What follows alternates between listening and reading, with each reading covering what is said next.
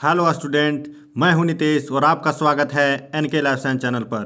तो यहाँ पर हम डिस्कस करेंगे टैक्सोनॉमी और सिस्टमेटिक के बारे में। हम यहाँ पर जानेंगे कि दोनों का डिफिनेशन क्या है और दोनों में होता क्या है, दोनों का डिफरेंस क्या है और दोनों में सिमिलैरिटी क्या है। ये आपका सेमेस्टर 1 का पेपर 1 में ये क्वेश्चन आता है और आप इसे 15 नंबर ऑब्टेन कर सकते हैं। तो ये बहुत इंपॉर्टेंट टॉपिक है। तो यहाँ पर ध्यान से आप सुनिएगा मेरा लेक्चर और देखिएगा, और यहाँ से आप एक सिंपल सा नोट्स भी बना सकते हैं। तो यहाँ पर देखिए, सबसे पहले टैक्सोनॉमी का मीनिंग मैंने लिखा है। टैक्सोनॉमी का मतलब होता है, टैक्सा का मतलब होता है ऑर्डर। ऑर्डर में किसी भी चीज़ को ऑर्डर में एक श्रेणी क्रम में सजाना, और नॉमी का मतलब होता है साइंस। एक तरीका है किसी भी चीज़ को श्रेणीबद्ध करने का, उसको लाइन में लगाने का एक तरीका है। जैसे हम लोग प्रेयर करते हैं या फिर कहीं ऑफिस में कुछ ऑफिशियल काम रहता है और भीड़ हो जाता है तो हम लोग लाइन में लग जाते हैं। उसी क्यों लगते हैं? ताकि सुविधा हो सब चीज़ को करने में। उसी प्रकार टैक्सोनॉमी में हम क्या करते हैं, ऑर्गेनिज्म को डिस्क्राइब करते हैं, उसके बाद क्लासिफाइड करते हैं और उसके बाद उसको एक ऑर्डर में लगाते हैं। यहाँ पर आप देख सकते हैं वो ऑर्डर है। इसी ऑर्डर में हम ऑर्गेनिज्म को रखते हैं, चाहे वो प्लांट हो, चाहे वो एनिमल हो, चाहे वो माइक्रो ऑर्गेनिज्म हो, कोई भी हो, हम उसको ऑर्डर में रखते हैं ताकि हमको उसे स्टडी करने में सुविधा हो और कम्युनिकेट करने में, किसी दूसरे आदमी को बताने में भी सुविधा हो कि हम किसके बारे में बात कर रहे हैं। जब हम किसी आदमी को नाम देते हैं तो हमको क्या फ़ायदा होता है?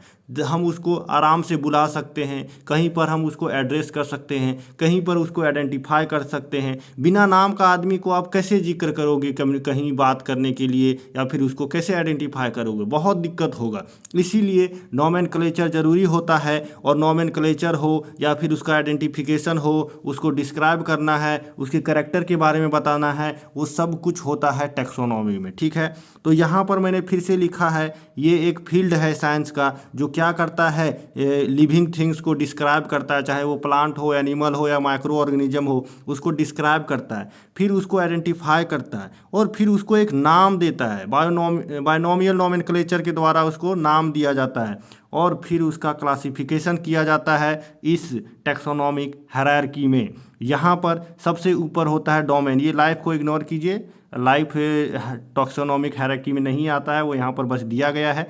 स्टार्ट होता है डोमेन से, फिर किंगडम है, फिर फाइलम है, उसके बाद क्लास है, उसके बाद ऑर्डर है, फिर फैमिली, फिर जेनस, फिर स्पीसीज। आप इसको इसी तरह से याद करके रख सकते हैं। उसके बाद यहाँ पर हम देखेंगे इम्पोर्टेंस क्या है टैक्सोनॉमी का। तो टैक्सोनॉमी का इम्पोर्टेंस है, ये हमको हेल्प करता है स्टडी करने में, किसी भी जीव को स्टडी करने में। एक साइंटिस्ट जब दूसरे साइंटिस्ट से बात कर रहा होता है किसी जीव के बारे में, तो इस टैक्सोनॉमी के कारण आसानी होता है। उसके अलावा हम आइडेंटिफाई कर पाते हैं इन्वेंसिव एलियन स्पीसीज को। ये क्या होता है? ये ऐसा जीव होता है, ऐसा ऑर्गेनिज्म होता है जो किसी अलग इलाका में चला जाता है और वहाँ पर तबाही मचाता है। जैसे मान के चलिए, कोई एक मेढक है जो उड़ीसा में हमेशा रहता था, लेकिन वो आ गया झारखंड, और झारखंड में आने के कारण क्या किया, यहाँ झारखंड के जो मेढक हैं उसको परेशान करने लगा, उसका जीवन जो है सो तहस नहस कर दिया, तो उसको इन्वेंसिव स्पीसीज कहेंगे।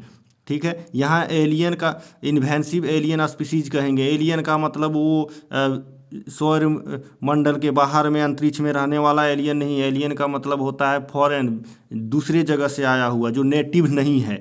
और पेस्ट को भी कंट्रोल करने में, जब हम पेस्ट को आइडेंटिफाई कर लेते हैं, उसको क्लासीफाई कर लेते हैं, तो हम पेस्ट को कंट्रोल आसानी से कर पाते हैं। उसके बाद हमको प्रिजर्वेशन में हमको हेल्प करता है। जब टैक्सोनॉमिकल क्लासिफिकेशन होता है, उसका नाम पता होता है, तो हम उसको आसानी से प्रिजर्व कर पाते हैं। और एंडेंजर स्पीसीज, जो खत्म होने वाला है, जो विलुप्त होने वाला है, वैसे जीवों को हम कंजर्व कर पाते हैं। तो टैक्सोनॉमी नहीं होगा तो कंजर्व करने में, उसका आइडेंटिफिकेशन में, प्रिजर्व करने में काफ़ी दिक्कत होगा। उसके अलावा साइंटिफिकल और मेडिकल इंपॉर्टेंस भी होता है। टैक्सोनॉमी के बिना आप किसी भी जीव को मेडिकल साइंस में यूज नहीं कर पाएंगे, यूज करने में काफ़ी दिक्कत होगा। आप कैसे किसी को बताएंगे कि मैंने किस जीव का इस्तेमाल करके इस बीमारी को ठीक किया था, या इस बीमारी के लिए किस जीव का इस्तेमाल करके हमने रिसर्च किया था। जैसे में यदि मेंडल ने पी प्लांट का इस्तेमाल किया था, तो यदि हम उसका साइंटिफिक नाम नहीं देंगे तो हमको पता ही नहीं चलेगा कौन सा पी प्लांट था, क्योंकि हजारों हजारों वैरायटीज़ है पी प्लांट का, तो एक नाम होता है तो उससे आइडेंटिफिकेशन हो पाता है। रिसर्च और डेवलपमेंट में इसका रोल है, और हम नए जनरेशन को, जो हमारे बच्चे आने वाले हैं, उनको हम आसानी से समझा पाएंगे कि ये इन्फॉर्मेशन आखिर है क्या। तो उसके बाद यहाँ पर देख सकते हैं मैंने स्टेप मेंशन किया है कि टैक्सोनॉमी का स्टेप क्या है। हम जब किसी को टैक्सोनॉमी में लाते हैं किसी जीव को तो क्या करना पड़ता है, तो सबसे पहले हम उसका करैक्टर का बात करते हैं। सबसे पहले उसका मॉर्फोलॉजिकल के मतलब क्या होता है, बाहर का दिखावा, बाहर से वो कैसा दिखता है, अंदर में हमको कोई मतलब नहीं। जैसे हम लड़का और लड़की को देखते हैं, वो कैसा खूबसूरत दिख रहा है या नहीं दिख रहा है, ये हम देखते हैं ना। उसके अंदर में उसका क्या विचार है तुम्हारे प्रति या लोगों के प्रति, वो हम नहीं देखते हैं। सबसे पहले क्या देखते हैं, खूबसूरती देखते हैं, तभी तो हमको प्यार होता है। तो वही यहाँ पर करैक्टर हम सबसे पहले देख रहे हैं, मॉर्फोलॉजिकल। अंदर का बात हम नहीं देखते हैं। जब गर्लफ्रेंड बॉयफ्रेंड के साथ घूमने लगते हैं तब उसका इंटरनल मैटर पता चलता है, उसका सोच और विचार पता चलता है। उसी प्रकार बाद में हम एनाटॉमी के बारे में डिस्कस करेंगे, लेकिन सबसे पहले मॉर्फोलॉजिकल करैक्टर के आधार पर हम उसका करैक्टराइजेशन करते हैं। उसके बाद हम उसको आइडेंटिफाई कर लेते हैं और उसको मैच करते हैं कि किस कैटेगरी का आदमी है। अब जब रिलेशनशिप में आप आगे बढ़ जाते हैं तो आपको पता चलता है कि नहीं, ये अच्छा लड़का है, ये अच्छा लड़की है, तो ये बुरा लड़का है, ये बुरा लड़की है। तो उसी तरह से हम उसको ग्रुप में रख दिए। आप उसको क्या किए, एक बुरा लड़का का ग्रुप में डाल दिए। उसी तरह से यहाँ पर हम ऑर्गेनिज्म को क्या करते हैं, एक ग्रुप में डाल देते हैं, और यहाँ पर फिर क्या करते हैं, उसका क्लासिफाइड करते हैं, उसको एक प्लेस देते हैं, एक हायरार्की देते हैं। ठीक है, उसको टैक्सोनॉमिकल हायरार्की, जो अभी मैंने ऑर्डर, स्पीसीज, किंगडम और डोमेन वाला दिखाया था, उसमें एक जगह दे देते हैं कि वो कहाँ पर उसका जगह बनता है। ठीक है, आप बहुत सारे आपके फ्रेंड होंगे, बहुत सारे, लेकिन आप एक बेस्ट फ्रेंड रखते हैं जिसका बात हमेशा सुनेंगे। फिर लोकल लेवल का फ्रेंड होता है, उसके बाद सबसे लो लेवल का एक क्लासमेट होता है, उससे भी लो लेवल का जो कहीं पर रोड में मिल गया था, एक दिन बात किए थे, या दोस्त का दोस्त है, तो उसको आप ज़्यादा वैल्यू नहीं देते हैं। सबसे ज़्यादा वैल्यू किसको देते हैं, माँ बाप को देते हैं। उसके बाद गर्लफ्रेंड और बॉयफ्रेंड को देते हैं, हस्बैंड और वाइफ को देते हैं। उसके बाद बेस्ट फ्रेंड को देते हैं। कोई लोग इसको ऊपर नीचे भी कर सकता है हायरार्की में, पर इसी तरह से हम लोग ऑर्गेनिज्म को यहाँ पर भी प्लेस करते हैं। ठीक है, फिर हम लास्ट में उसको नॉमेनक्लेचर करते हैं। जब आपको बहुत प्यार हो जाता है किसी आदमी से तो आप क्या करते हैं, उसको एक निक नेम देते हैं। आप प्यार से उसको गोलू, मोनू, सोनू, चिंटू इस टाइप से बोलते हैं। तो यहाँ पर हम लोग लास्ट में, सबसे लास्ट में उसको क्या करते हैं, एक बाइनोमियल नॉमेनक्लेचर देते हैं, एक नाम देते हैं, और उसको टैक्सोनॉमिक हायरार्की में प्लेस करते हैं। उसके बाद यहाँ पर देख सकते हैं सब इम्पॉर्टेंट टैक्सोनॉमी का टाइप है, जो सबसे ज़्यादा इम्पोर्टेंट है, जो आपको एमएससी और ग्रेजुएशन में ज़रूरी है पढ़ना, उसी का डिस्कशन किया है। बहुत सारा टाइप होता है, बहुत तरीके से क्लासिफाइड किया जाता है, लेकिन यहाँ पर मैं कोई बेस यूज नहीं कर रहा हूँ। यहाँ पर बस मैं मोस्ट इम्पॉर्टेंट टैक्सोनॉमी का टाइप को डिस्कस करने जा रहा हूँ। तो सबसे पहला है यहाँ केमो टैक्सोनॉमी में हम क्या करते हैं, केमिकल के बारे में स्टडी करते हैं। प्रोटीन है, एमिनो एसिड है, न्यूक्लिक एसिड है, पेप्टाइड है, तो हम इन्हीं का स्टडी करते हैं, और फिर ऑर्गेनिज्म को एक दूसरे से अलग करके उसको एक आइडेंटिफिकेशन देते हैं, फिर उसका नॉमेनक्लेचर करते हैं। ठीक है, और दूसरा है हमारा साइटोटॉक्सोनॉमी। यहाँ पर साइटोप्लाज्म से कंफ्यूज मत कीजिएगा, यहाँ पर क्रोमोजोम का बात हो रहा है, साइटोप्लाज्म का बात नहीं हो रहा है। ये कन्फ्यूजन हमको भी शुरू में होता था और काफ़ी बच्चे करते हैं। जहाँ पर साइटोटैक्सोनॉमी लिखा रहता है वो साइटोप्लाज्म में न्यूक्लिक एसिड वगैरह को टिक मार देते हैं, ऑप्शन में आता है। साइटोटैक्सोनॉमी में हमेशा याद रखिएगा कि क्रोमोजोम का बिहेवियर, पैटर्न, स्ट्रक्चर और नंबर का बात किया जाता है, और उसी के आधार पर क्लासिफिकेशन होता है। और क्रायोटैक्सोनॉमी में हम क्या बात करते हैं, न्यूक्लियस के बारे में। न्यूक्लियस कैसा है, प्रोकैरियोटिक न्यूक्लियस है कि यूकैरियोटिक न्यूक्लियस है, या फिर उसका स्ट्रक्चर कैसा है, कितना बड़ा साइज है, स्ट्रक्चर किस टाइप से दिखता है, उसी के आधार पर हम क्लासिफाइड करते हैं ऑर्गेनिज्म को, इसको क्रायोटैक्सोनॉमी कहते हैं। मॉलिक्यूलर टैक्सोनॉमी क्या है? इसमें हम डीएनए और आरएनए के इस्तेमाल या फिर प्रोटीन का बार कोडिंग करते हैं, उसका सीक्वेंसिंग करते हैं और उस सीक्वेंस से मैच करके ऑर्गेनिज्म को क्लासिफाइड या डिफ्रेंशिएट करते हैं। उसमें सिमिलैरिटीज और डिफरेंस को देखते हैं और उसके आधार पर हम लोग उसको क्लासिफाइड करते हैं, टैक्सोनॉमिक हायरार्की में डालते हैं। इसी को हम लोग बोलते हैं मॉलिक्यूलर टैक्सोनॉमी। तो यहाँ बार कोडिंग और मार्कर्स, डीएनए मार्कर्स का इस्तेमाल किया जाता है क्लासिफिकेशन के लिए। उसके बाद हम यहाँ पर डिस्कस करेंगे सिस्टमैटिक्स क्या होता है।